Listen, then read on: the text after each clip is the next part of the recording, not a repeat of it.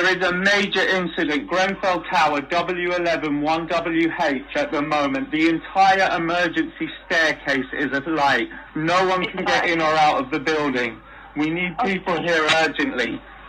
Okay, have you got in contact with the fire brigade? Yes, they're here now, but please, you need to send people.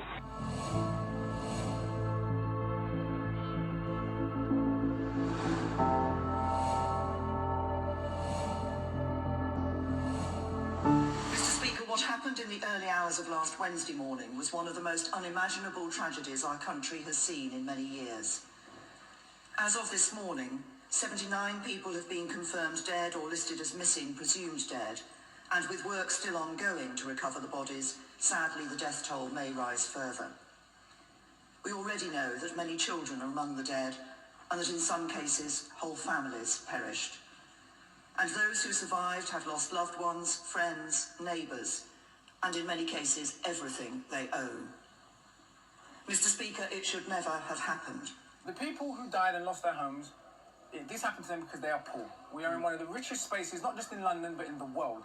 Repeated requests are ignored. There is no way that rich people live in a building without adequate fire safety. Everyone I spoke to who was out there couldn't hear alarms. There was no sprinkler system. There was no alarms. Right. What's so curious is that £8 million has been spent refurbishing. Yeah, because it was an eyesore for the rich people that live opposite. So they put panels, pretty panels on the outside, so the rich people opposite wouldn't have to look at a horrendous block. But I just want to remind us, this tragedy was not an accident in any meaningful sense. It was a product of a philosophy that says some lives have value and others do not.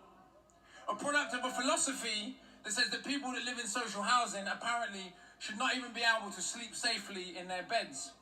A product of a philosophy of malign neglect. Lily Allen, what's your sense of what a public inquiry should be looking at? Well, I think that there needs to be questions answered about fire regulations and why, a bill that was meant to be passed was voted against by 312 Tory Conservative MPs, 80 of which I hear are landlords.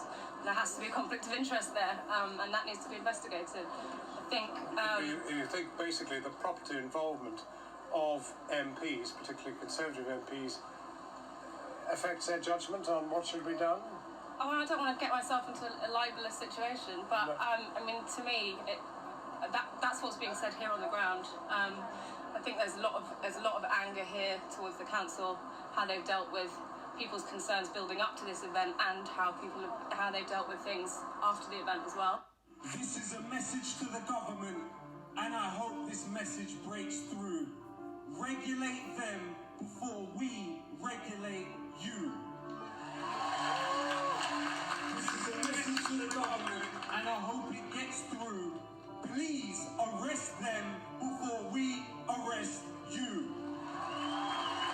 14th of June, looked up and felt my heart spasm. We've been waiting 24 months for answers, and still we can't have them. From the sympathy of a nation to the most uncomfortable of issues, our dearly departed, please know we love you and we miss you. Not worthy, you fix me. I'm blinded by your grace. You came and saved me. Oh Lord, I've been broken. Although I'm not worthy, you fix me. Now I'm blinded by your grace. You came and saved me.